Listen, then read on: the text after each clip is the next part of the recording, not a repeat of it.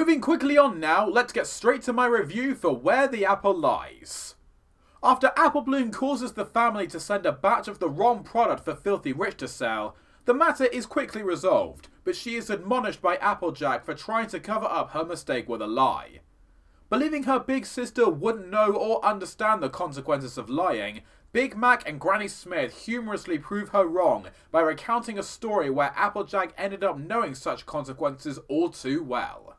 Where the Apple Lies works with a simple story and a final conclusion that we've seen many times before, but it does mark one of the first times we see Applejack before she embodied the element of honesty. And as it delves back to a time in her childhood, it does provide some family history as well as show just how much she came to value honesty. It all adds up to a fun episode with an interesting approach, but nothing that's ever truly remarkable. Before the main story begins, Granny explains that Applejack's fibs ended up landing the whole family in hospital. But if you're expecting this to mean a huge family reunion with every Apple, including their parents, you could be disappointed, as it's actually a rather small narrative consisting of only a few characters. Regarding the parents, it was revealed that they were on vacation during the event of this episode and Apple Bloom hadn't been born yet, which makes sense as we see Filthy Rich with his fiancée, named Spoiled Milk? That's not a real name in Iceland, but here it's a good name. Spoiled Milk it is!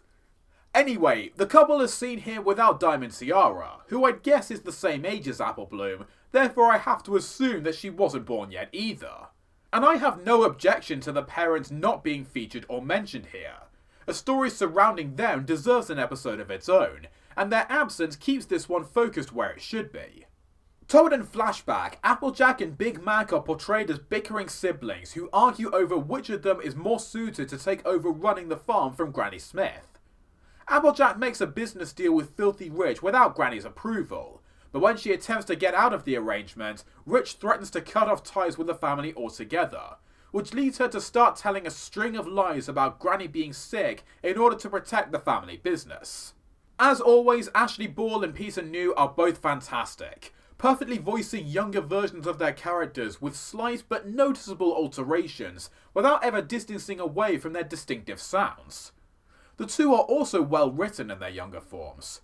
Applejack retains her loyalty to family and willingness to make things right for them, but she's also stubborn and a lot more naive.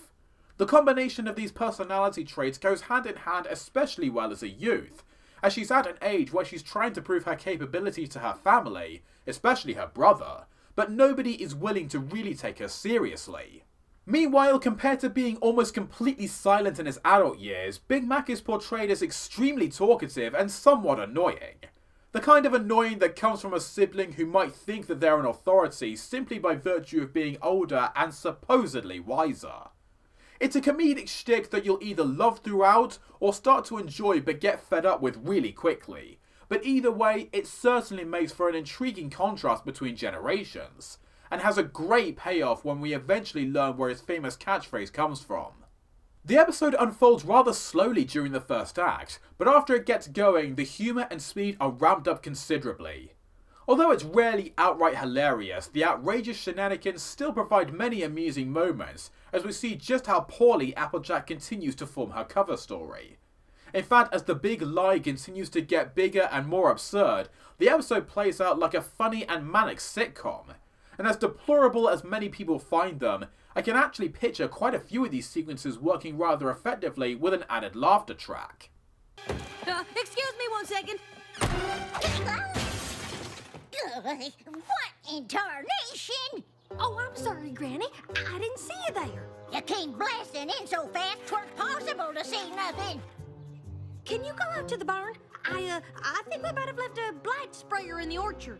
Are you out of your apple-picking mind? It's supper time, girl. I know, but if we forgot a sprayer, I'd want to get it before dark. You go start counting, and I'll tell Big Mac we'll be right back, okay? For the more narrow observer, there's a number of blink and you'll miss it Easter eggs too, including Big Mac quickly glancing at Shirley as she passes by, ponyfied equivalents of the Shining Girls, or Derpy at the hospital with her eyes bandaged up. Based on this little moment, I can only imagine the amount of new theories and fanfictions that will start pouring in. While the premise is dragged out a little too long and some of the directions it takes are a bit too predictable, the expected morals do fit and benefit Applejack and Big Mac at that age, as both come to learn and understand the importance of honesty and listening to what others have to say. Where the Apple Lies is another one of those episodes that's just perfectly fine being a simple and cute story that never makes any mistakes, but also never strives to be anything outstanding.